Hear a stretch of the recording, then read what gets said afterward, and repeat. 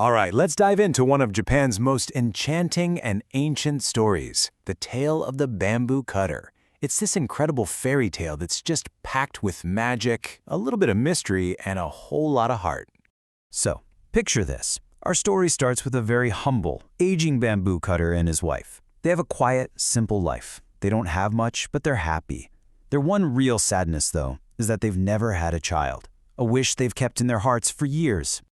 Then, one day, while he's out working, he sees something, well, something impossible. There's this one single stalk of bamboo, and it's shining with this soft, beautiful light, almost like the moon itself was trapped inside. You can imagine, he was just completely captivated. So, very carefully, he cuts the stalk open, and what he finds inside just leaves him stunned, because nestled right there is a tiny, perfect little girl, no bigger than his thumb. He can barely get the words out, just gasping, It's a girl!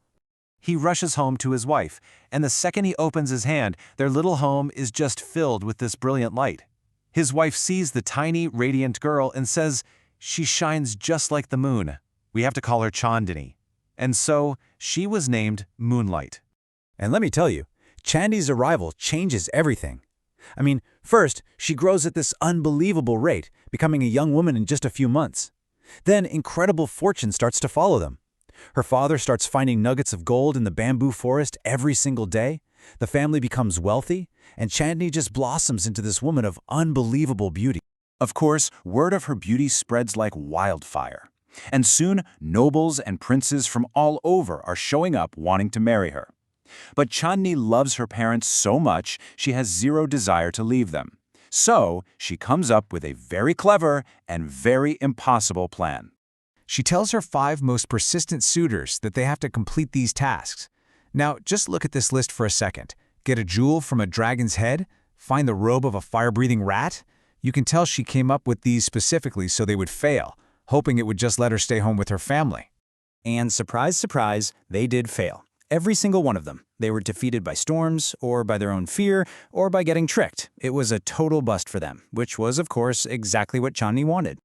Just when she thinks she's in the clear, a new suitor shows up at her door. But this isn't just another noble. This time, it's the emperor of the entire land, and he is very, very different. You see, unlike those 5 arrogant, boastful guys, the emperor was humble. He was kind. He didn't make any huge promises or try to trick her. He just wanted to meet her. Chandni tells the emperor that she knows he could probably achieve any of those impossible tasks, but she asks him to do just one thing: respect her wish not to get married. And he agrees, right away. He simply asks if he can have the honor of being her friend instead, and that's how their deep friendship began. So for a little while, things were peaceful.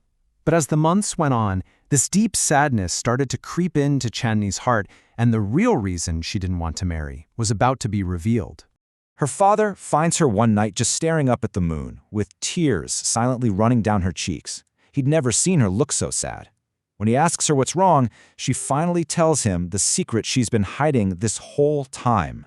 She tells him about this dream she keeps having, that her real family, the people of the moon, are coming to take her home.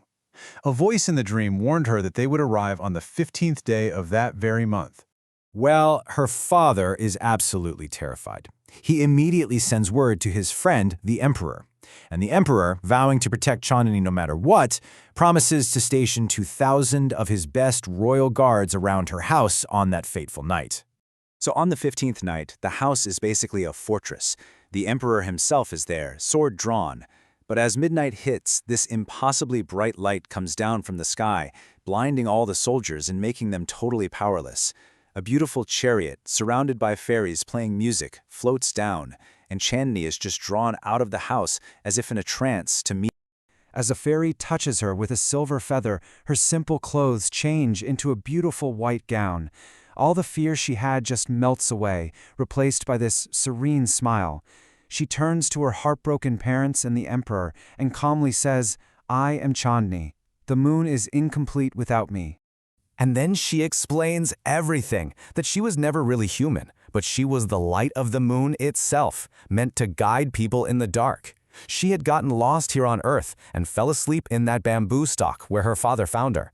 But now the moon was dim without her, and she had to go back to do her duty. With one last loving goodbye, she steps into the chariot, and just like that, she ascends back into the night sky, leaving behind this amazing legacy of love and light. The emperor, true to his word and his heart, never married anyone else. For the rest of his life, he would spend his nights just gazing at the moon, smiling whenever he remembered his short but beautiful friendship with the girl from the sky. Her parents found peace too. They moved back into their small, simple hut, understanding that their daughter hadn't really been taken from them. She had just gone back to her true home, where she would always be watching over them. And she did keep her promise. Because every time the moon is full, it shines with this magnificent, loving light. And that's Chandni, forever lighting the way for all the people she loved down on Earth. It's such a beautiful, bittersweet ending. And it really leaves you with a question, doesn't it? Is this story about a tragic loss for her family on Earth? Or is it about the beautiful fulfillment of her true cosmic destiny? It's definitely something to think about the next time you find yourself looking up at a full moon. Thanks so much for joining me.